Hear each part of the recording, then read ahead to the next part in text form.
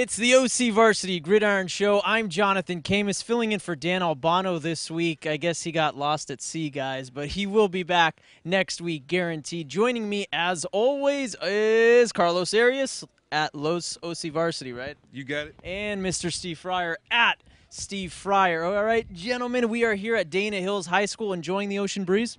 Oh, yes. Beautiful weather out here. Did you ride a dolphin on the way here? No, I didn't. I rode a shark. Swim with the sharks, don't you, Steve? I do. The big Every whites, Friday baby. night. That's how we Lemon do it. Sharks, tiger sharks, bring them on. He's got pictures with those things, by the way. All right. Shark Week is at OCVarsity Gridiron. It's the Gridiron Show, fellas, and like I said, we're here at Laguna Hills High School, and they got a big game coming up against Laguna Hills.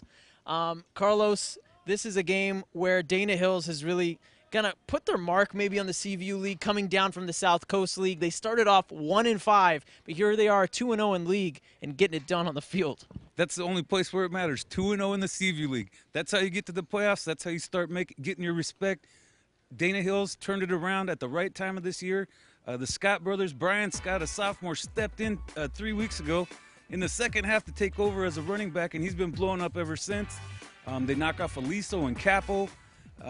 You know, two big wins. We were thinking Aliso and Capo were going to be the teams to beat after their, preseason. So fine turnaround from Laguna Hills. Todd Rusinkovich kept these guys together when it was looking horrible and managed to get the most out of these guys at the right time. Can you spell Rusinkovich, Steve? Rusinkovich. Ding, ding, ding, we got a winner. But, Carlos was talking about maybe they weren't the preseason favorites coming from the South Coast League, but have they impressed you so far the last couple of games here, Steve? Well, I think early on I wrote that they were the best 0-4 team, 0-3 team, and all that stuff in the county. And you look at their resume, they were playing some pretty good teams. You know, they lost to Tribuco, Jay Serra, and things like, and Troy, who's turned to be a pretty good team. So they prepared themselves for a league, and if you're playing, tomato cans all gosh darn, year and getting ready for a league, and then you step in a league and you're playing teams a lot better than you were playing before, you're not going to be ready. Nope. So Dana got themselves ready. Physically, they might be the best team in the league. As far as the best skill position guys, they may be right there with a mix of them. But physically wise, this was the best football team that the CVU League brought in. And, coming down from the South Coast League, gosh, they were used to that sort of level. And the CVU League is a good league, but it's not quite up to the South Coast League. So I think Laguna Hills is looking great. And I think they're going to wind up with a 0 in that loss column when we go into the playoffs as far as league goes. And for more with the Laguna Hills Dolphins, we caught up with Todd Rusinkovich and the Scott brothers, two of the smartest kids we've ever talked to in the county. But they're just, great, hard-working group of kids, continue to improve and stay on course and know that, our goal at the beginning of the season, which was to win the CVU League championship, is still right there, and they control their destiny and what they do in these last two games. It's this team mentality that we've really developed in the league games, that it's our league to win. Coming down from the South Coast League last year, we were predicted to win the entire season. We always knew, hey, it's ours to lose. We're the best team out there, and we're just going to play like we are. Give me your thoughts on that. How did you guys really turn things around? It's just dedication. We got everyone on the same page, the line, the quarterbacks, receivers. Blocking downfield for the receivers was very important, and running backs just practicing our plays. All right, thanks to Coach Rusinkovich and the Scott brothers. Now let's talk about the Pacific Coast League, gentlemen. We have Woodbridge taking on CDM. Corona Del Mar on fire right now with 4 wins in a row. Carlos, your tale of the tape. Wow, Corona Del Mar, the defending Southern Division champs, they reclaimed #1 in the Southern Division when Segerson went down, and obviously with that 4-game winning streak. They got one of the more talented quarterbacks, Kamen Carter. The guy gets it done, running the ball, throwing. He's going to be over 1,000 yards in both rushing and passing. Dangerous guy. Woodbridge, you got Austin DeFreitas, who's one of the top running backs in the county. He's up there in the scoring leaders, up there in the rushing leaders. This is an exciting game. I've seen Woodbridge. They can get at it with a shootout. I mean, it's an exciting team to watch. Corona Del Mar's got the experience factor. I'm taking Corona Del Mar.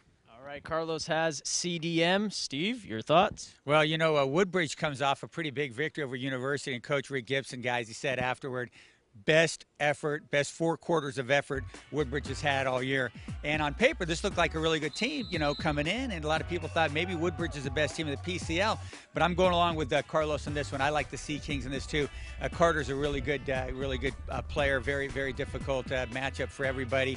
And gosh, Corona Del Mar is just playing at their best right now, at the best time of year to do so. So yeah, CDM. Okay. You know when I do those live updates every week on Thursday nights, and you just hear Kamen Carter throws for another touchdown, runs for another touchdown. I mean, the guy's just blowing up, so it's really hard to pick against those guys. The guy is beastin'. Switching gears now to the Trinity League. Orange Lutheran at 1-2 in league, taking on Mater Dei. Mater Dei has been playing great all season, guys. It's one of their strongest teams they've had in a while. Olu's kind of owned Mater Dei the last couple years now, and I think this year that changes. Mater Dei's, to me at least, too strong, too fast. Steve? Yeah, I think so too. You know, Mater Dei just lost to a team that was athletically superior last week, and St. John Bosco hung in there pretty good with them for the most part, but the athletic superiority of Bosco just took over. And you look at Mater Dei, I mean, the teams they've lost to are both, you know, state top 10 teams. Narbonne of Harbor City lost by 1 point out at Narbonne, and then, you know, they get the loss last week at the bowl to St. John Bosco. But I think Mater Dei bounces back in this one, and, you know, and I really think that Mater Dei wins this game, and then they keep winning for a while. I mean, winning into December, fellas. I think this team looks pretty good. You know, it's all about the matchups in that crazy Pac-5 division. But I think Mater Dei's got a lot of what it takes to get pretty deep. So I take them in this game. And Olu, you know, Chuck Peterson, you know, really what a crazy offense they have. I mean, it's really fun to watch. Yeah, that option stuff is pretty cool to watch. But I tell you what, Orange Lutheran, you know, has really made a mark, and, you know, hanging tough in there in what has been a really good league. So Lutheran football looking strong, but I still like the Monarchs in this one. All right, Fryer picks Mater Dei, and a tease for the future shows, maybe having them in the playoffs deep, maybe quarterfinal, semis.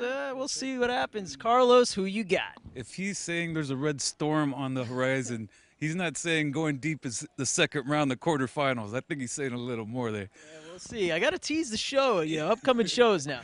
But, you know, Olu, the thing about the Trinity League is whoever has their back against the wall and is most cornered, these guys are like, you know, like animals that are cornered. The Trinity League is crazy. And so I always give a few extra points for that team, you know, that's in that scenario where, you know, like last week's Servite, I mean, how we thought they were going to lose to J. Sarah. And, you know, obviously they knew they had to win, and they pulled it out. Orange Lutheran in that same, you know, scenario, they're totally against the wall. I give them an extra touchdown. I'm still taking Mater Dei, though, because I just think Mater Dei's too strong. Their two losses are two great teams. I mean, you can't, you know, fault them. They didn't do anything wrong. They just ran into a better team. So I don't know about the deep run like Mr. Fryer, but they're going to do really well. All right, Red Redemption here at the OCVarsity Gridiron Show, Week 9. That's Steve Fryer. That's Carlos Arias. I'm Jonathan Khamis. And check out OCVarsity.com, where we've got you covered.